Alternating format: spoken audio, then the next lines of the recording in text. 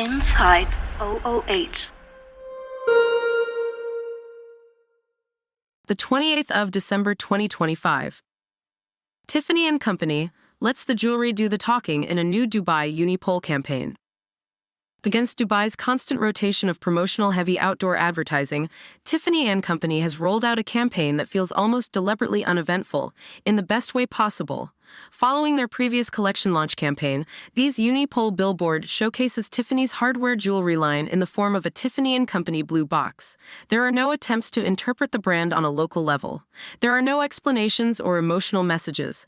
Rather, the Tiffany and Company brand relies solely on the concept of recognition, leaving it up to the consumer to make assumptions as to the Tiffany and Company brand. New data, visually, it lacks all those formulas that can be found in most of Dubai's outdoors. There are, in fact, no faces, nor is there any use of movement-based compositions or layering of information sequencing for priority and emphasis.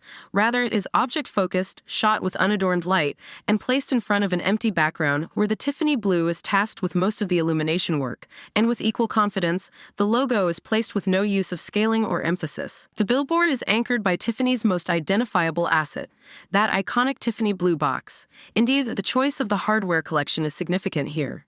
It is a jewelry line famed for its use of industrial chain links and nods towards the buildings of New York City, and it always had an inherent sense of durability rather than femininity or fantasy about it that makes sense within the context of the campaign. There is no sense of the jewelry as a present, an occasion, or an element of a lifestyle, but rather something that is solid and that stands the test of time itself. This installation cements that idea. Placed in heavy traffic area of a Dubai street with glass skyscrapers and bustling street signage all around, this advertisement stands out by doing nothing in response to its environment. Where most ads attempt to shout their points through a crowded environment, the Tiffany and Company installation gets the job done by not doing anything in response to what is happening around it.